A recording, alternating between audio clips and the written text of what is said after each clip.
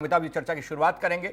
Sir, ये कहा जा रहा है कि अभिभावक का कोई एटीएम नहीं है, लेकिन सबसे बड़ी बात तो यह है कि एक बीच का रास्ता निकालने की बात कई बार सामने आई और कई डिबेट्स में चर्चा हमने और आपने भी की, लेकिन यहां रास्ता निकलता दिख नहीं रहा।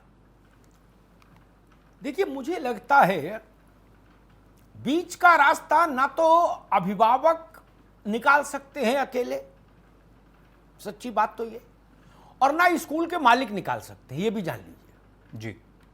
और उन दोनों को एक मेज पर बैठालने से भी नहीं निकलेगा। वो अपनी मांग पर अडिग रहेंगे, स्कूल के मालिकान अपनी बात पर अडिग रहेंगे और 2-4-5 घंटा खराब हो जाएंगे और उसमें कोई नतीजा नहीं आएगा। उसमें सरकार का, सत्ता का हस्तक्षेप होना चाहिए। मैं ये नहीं कह रहा दिनेश शर्मा जी से कि आप कोई राजाज्ञा जारी करो। सरकार का जो नैतिक बल होता है ना, जिसको हम लोग उर्दू में बोलते हैं सरकार का इकबाल, सरकार अपने इकबाल का इस्तेमाल करे।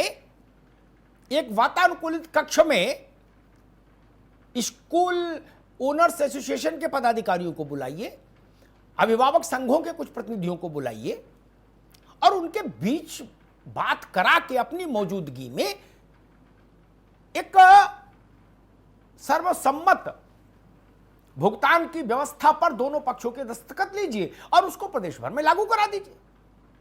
सरकार राजाज्ञा नहीं निकाले, नहीं तो उसके कोर्ट में कॉम्प्लिकेशंस होंगे।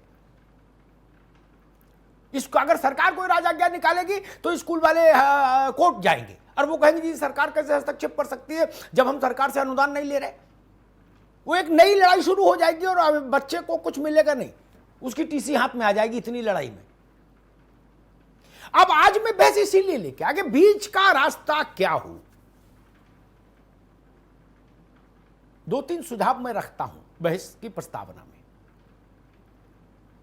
पूरी बात ना स्कूल के मालिकों की जायज है और ना पूरी बात अभिभावकों की जायज है। दोनों बातें समझिए।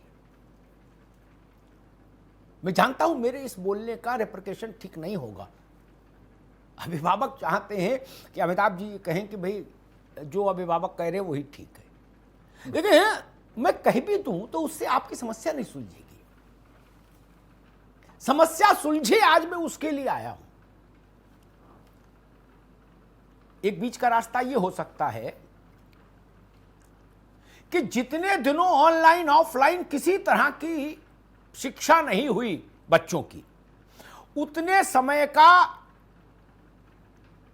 भुगतान माफ हो।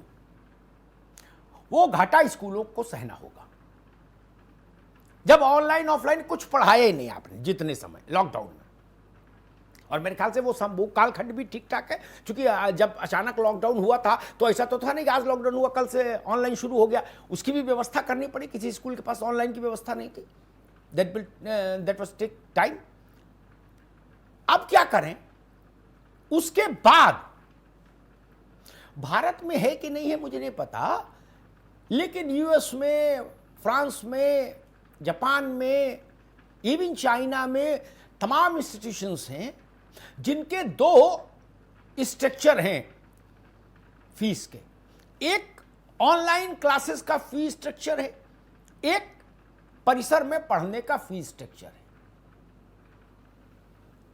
जो स्कूल ऑनलाइन शिक्षा दे रहे हैं वो इस बात को उनको स्वीकार ही करना पड़ेगा कि ऑफलाइन वाला ही चार्ज आप ले सकते हैं।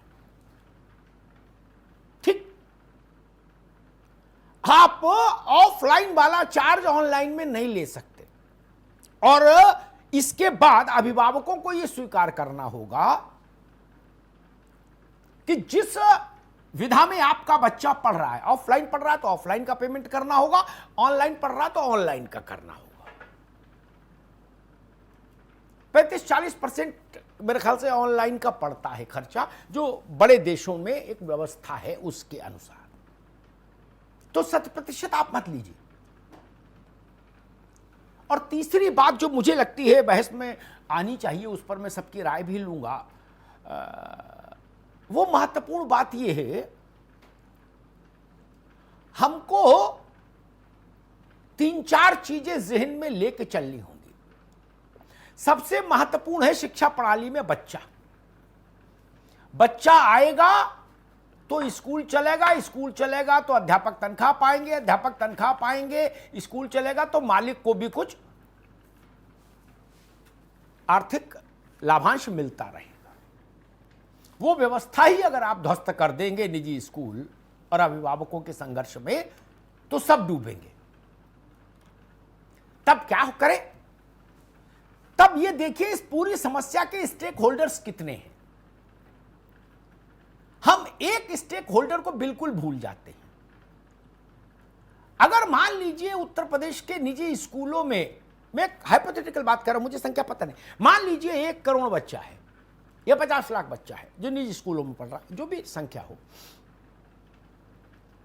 तो यकीन मानिए 3-4-5 लाख टीचर और 2-4-5 लाख गैर शिक्षणेतर कर्मचारी भी होगा प्राइवेट स्कूलों में।